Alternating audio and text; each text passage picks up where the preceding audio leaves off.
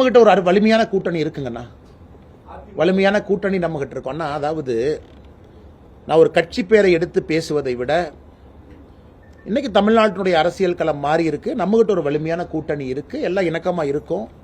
ஆனால் யாருக்கும் எந்த பிரச்சனை இல்லாம தமிழக மக்கள் 2024 தேர்தலையே மும்முனை போட்டியை பார்த்திருக்கிறாங்க.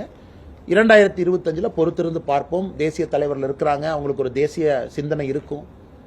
பாரதிய ஜனதா கட்சியினுடைய தலைவர்கள் இங்க இருக்கிறாங்க, எல்லோருக்கும் ஒரு சிந்தனை இருக்கு எப்படி கொண்டு போகணும்னு. அதற்கான நேரமும் காலமும் ரொம்ப தூரம் இருக்குங்கண்ணா. நான் மாற்றம் இருக்கு நீங்க சொல்லிங்கண்ணா.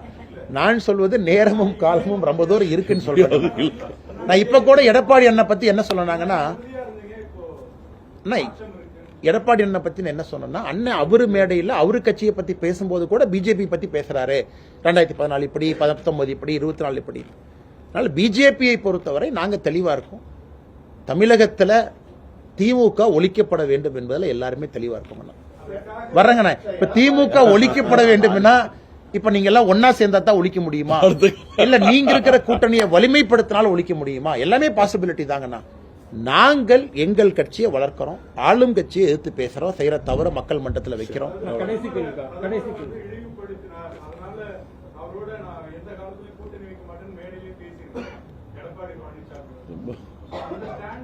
அண்ணா நேரமும் காலமும் இருக்கு, பொறுத்திருந்து பாருங்க.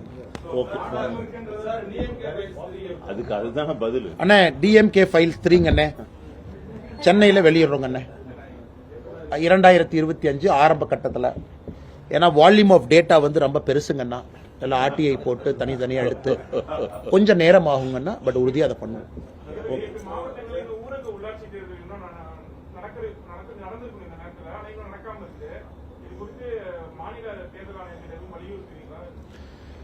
பாரதிய ஜனதா கட்சியை பொறுத்தவரை 2016 காலகட்டத்தில் நம்ம பார்த்தோம். 4 ஆண்டு காலம் வந்து உள்ளாட்சி தேர்தல் இல்லாம தமிழகம் இருந்துச்சு. அதுல என்னாச்சுன்னா, அந்தந்த கவர்மெண்ட் ஆபீசர் பவர் எடுத்துக்கிட்டாங்க, மக்கள் பிரதிநிதிகள் இல்லாம 4 ஆண்டுகள் இருந்தாங்க. குறிப்பா ஊரக உள்ளாட்சி, கீழே உள்ளாட்சி. இன்னைக்கு டேர்ம் ஜனவரி 5 ஜனவரி 5 முடிவுக்கு வர இருக்கு. அதனால் பாரதிய ஜனதா கட்சியை பொறுத்தவரை உள்ளாட்சி தேர்தல் நடத்தணும். ஏன்னா நீங்க வந்து ஒரே நாடு ஒரே தேர்தலுக்கே எதிர்க்கட்சி நண்பர்கள் இவ்வளவு பேச்சு பேசுறாங்க.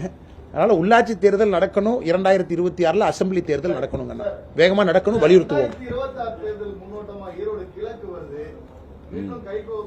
இப்ப ஈரோடு கிழக்குல போய் தேர்தல்னு சொன்னா மக்கள் மேலைங்களையும் பாக்குறாங்க, எத்தனை டைம் ஓட்டு போடுறது.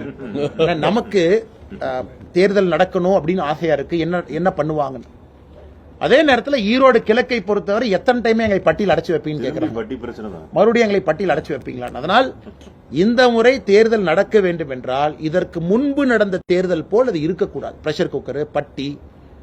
அப்புறம் ஒரு இடத்துல சொன்னாங்க, அண்ணே பட்டியல் அடைச்சா கூட பரவாயில்ல, உதயநிதி ஸ்டாலின் அண்ணன் படத்தை போட்டு அதை வேற பார்க்க. அண்ணா அண்ணா தேர்தல் அறிவித்த பிறகு சொல்லுவாங்க. ஆனா இன்னைக்கு வந்து அதனுடைய சட்டசபை உறுப்பினர் இறந்திருக்கிறாங்க. நானும் பெரிய காரியத்துக்கு போயிட்டு வந்திருக்கிறேங்கன்னா யாரும் அதுல இருந்து மீளல. தேர்தல்னா ஒரு கட்சி நிக்கணும், அதான் கட்சியினுடைய அழகு. எல்லாருடைய பலத்தையும் பார்த்தரலாம். தேர்தலுக்கு அறிவிப்பு வரட்டும், நாங்க எங்களுடைய கருத்து சொல்றோம். இது கடைசி கேள்வி எடுத்துக்கிறோங்கண்ணா.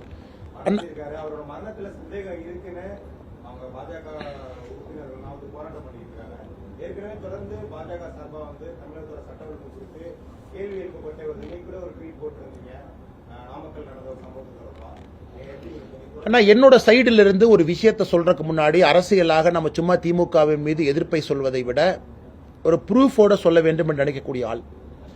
அந்த மாவட்டத்தினுடைய காவல்துறை கண்காணிப்பாளர்கிட்ட பேசணும். எங்களுக்கு இதிலே சந்தேகம் இருக்கு. காரணம், அவருடைய ஸ்கல் பாத்தீங்கன்னா ஒரு வலிமையான இரும்பு கம்பியில் அடிச்சிருக்கிறாங்க. அதே நேரத்தில் போஸ்ட்மார்ட்டம் ரிப்போர்ட்டுக்காக காத்திருக்கின்றோம். அங்க இருக்கக்கூடிய எங்களுடைய பெருங்கோட்ட பொறுப்பாளர், மாநிலத்தினுடைய பொதுச்செயலர் அக்கா கார்த்தியனி அவர்கள், அண்ணே போஸ்ட்மார்ட்டம்காக வெயிட் பண்றோம். ஏன்னா நாங்கள் எங்களுடைய அதிகாரப்பூர்வமாக ஒரு கருத்தை சொல்லும் பொழுது அது சரியாக இருக்க வேண்டும். அதனால இங்க இருக்கக்கூடிய எங்களுடைய அன்பு சொந்தங்கள் எல்லோரும் குடும்பத்தோடு இணைந்து பெரிய போராட்டத்தில் ஈடுபட்டு இருக்கிறாங்க. அது பார்க்கும் பொழுது நிச்சயமாக அவர் காவல்துறை சொல்வது போல ஒரு ஆக்சிடென்ட்ல அவர் இறக்கவில்லை, அவர் தாக்கப்பட்டிருக்கின்றார். ஒரு முன்பகை அவங்களுக்கு இருக்கு. அதனால எஸ்பி அவங்க உறுதியளிச்சிருக்கிறாங்க, நாங்கள் போஸ்ட்மார்ட்டம் ரிப்போர்ட் வேகமாக கொடுக்கணும், முதல்ல 5 நாள் கழிச்சு கொடுக்குறோம், நாங்கள் முடியாது என்று சொல்லி இருக்கின்றோம், அதுவரை உடலை பெற்றுக்கொள்ள மாட்டோம் என்று. இந்த போஸ்ட்மார்ட்டம் ரிப்போர்ட் வந்தோடனே உங்கள்கிட்ட நாங்கள் பேசுகிறோம். சரிங்க.